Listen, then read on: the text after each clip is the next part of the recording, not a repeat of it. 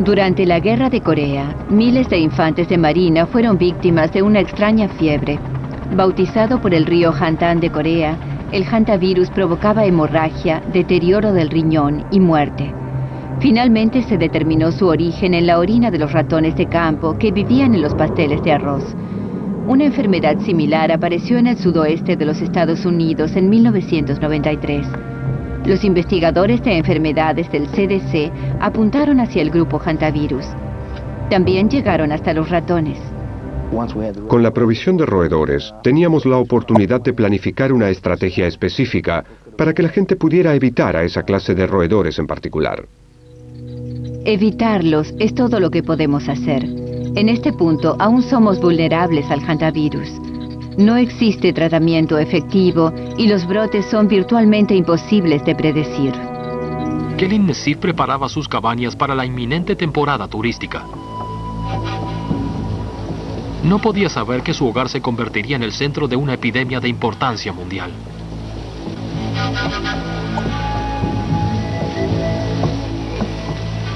De pronto Nesif empezó a padecer lo que parecía un caso fuerte de gripe. Apenas 12 horas después su salud se había deteriorado con tal rapidez que tuvieron que trasladarlo a un hospital.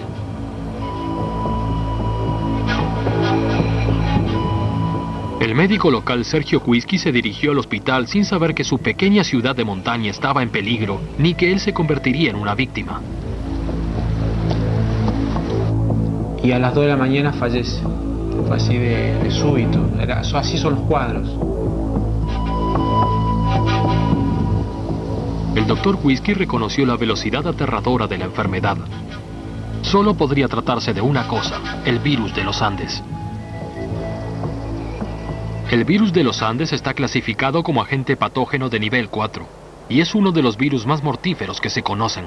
Es más letal que el anthrax o la peste bubónica. Pertenece al grupo de virus conocidos con el nombre de Hanta. Los hantavirus solo pueden contagiarse por el contacto con ciertas especies de roedores.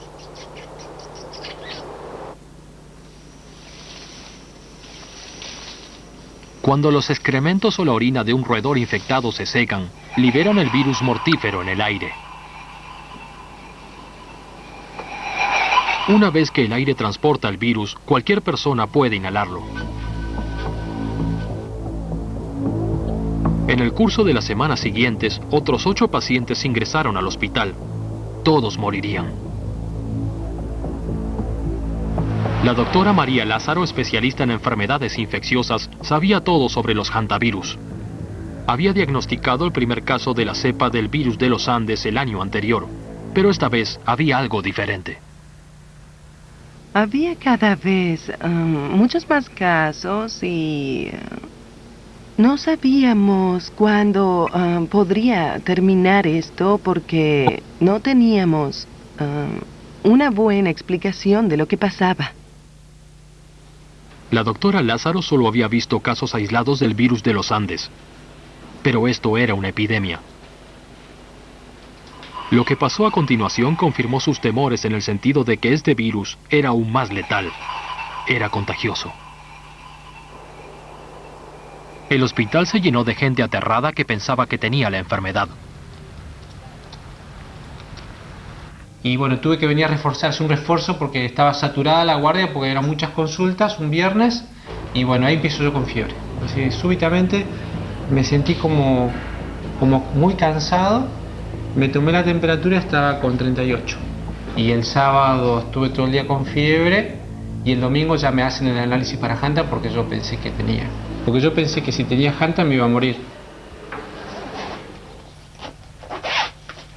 El doctor Kuisky se disponía a pasar sus últimos días de vida en el hospital. Su análisis de Hanta era positivo.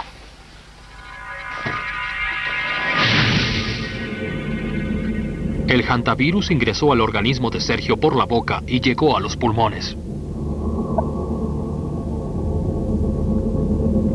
En su interior, cada virus se había alojado en células que revisten los pequeños sacos de aire donde ingresa el oxígeno. Su organismo empezó a luchar contra el invasor. Su primera reacción fue aumentar la temperatura corporal en un intento de eliminar el virus.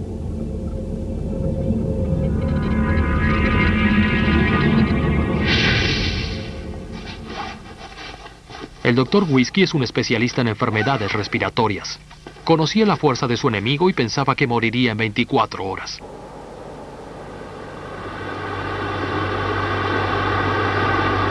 Estaban todos los aparatos para medirme la oxigenación y yo escuchaba los ruidos, yo sé cuando están mal o cuando están bien. Y veía las radiografías y no me podían dar esperanza porque yo veía las radiografías y ya sabía que venía mal. Bueno, y es una sensación feísima. Los pulmones del Dr. Whiskey eran ahora un campo de batalla donde se decidiría su suerte.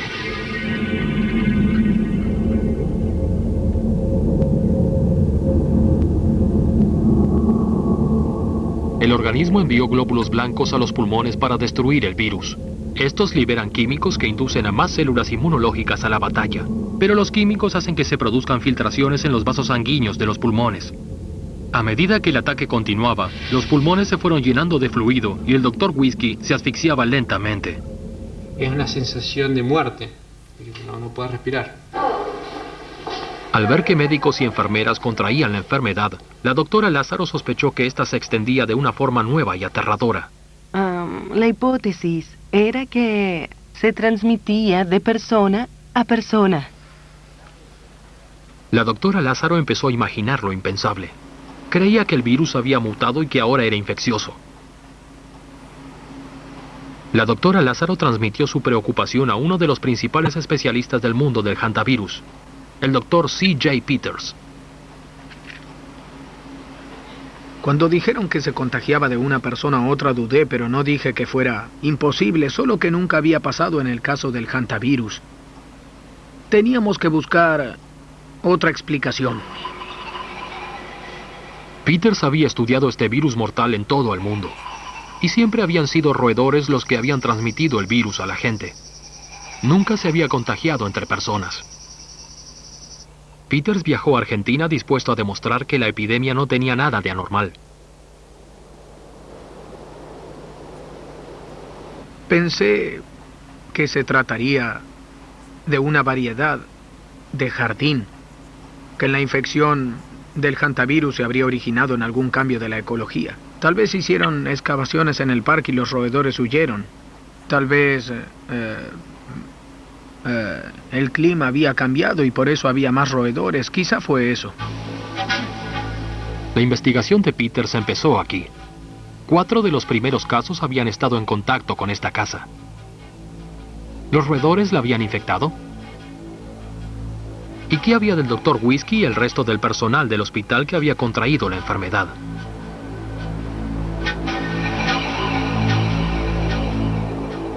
Peters contrató a un grupo de especialistas en control de pestes que colocaron trampas en la ciudad y los alrededores. Esperaban atrapar a los roedores infectados que Peters consideraba responsables de la epidemia. Pero los resultados de la exhaustiva investigación de Peters fueron una gran sorpresa. Fuimos a las casas y no había roedores. Colocamos trampas una y otra vez, pero no hallamos roedores. Las casas estaban muy bien construidas. Eran a prueba de roedores y no había ningún indicio de que allí hubiera roedores que infectaran a la gente. Si no había roedores, ¿cómo se extendía la enfermedad? ¿Sería posible que esta cepa mortífera del hanta ahora fuera contagiosa?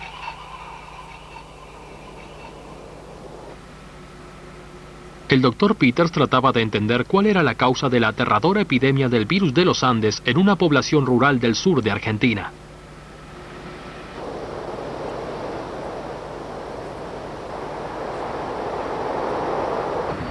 La especialista local, la doctora Lázaro, descubrió un nuevo caso en la capital, Buenos Aires. Este caso era muy importante para que pudiéramos evaluar la hipótesis de la transmisión por contagio. El virus se extendía ahora en la capital. Una médica se había contagiado de uno de sus pacientes. Pero Buenos Aires se encuentra a más de 1.600 kilómetros de distancia de los roedores a los que el Dr. Peters consideraba responsables de la epidemia. Fue un dato que Peters se vio obligado a aceptar. Era la primera vez que se veía una prueba convincente de que El hantavirus se contagiaba entre personas. Fue un hallazgo muy importante. Al saber que la enfermedad se contagiaba de una persona a otra, se aisló a los pacientes y el personal médico tomó precauciones especiales. No hubo nuevos casos y el estado del Dr. Whisky empezó a mejorar. Y súbitamente hizo ¡plac! Desapareció la fiebre. La epidemia argentina había afectado a 18 personas. 9 habían muerto. A la pequeña comunidad montañesa le llevó años recuperarse de la conmoción de la epidemia. Pero el hecho tuvo repercusiones en todo el mundo. La transmisión entre personas de cualquiera de estos virus supone toda una nueva dimensión, ya que significa que el virus tiene la capacidad de liberarse del roedor. ¿Podría liberarse del roedor y contagiarse de una persona a otra en largas cadenas de centenares de personas y provocar epidemias? No lo sabemos.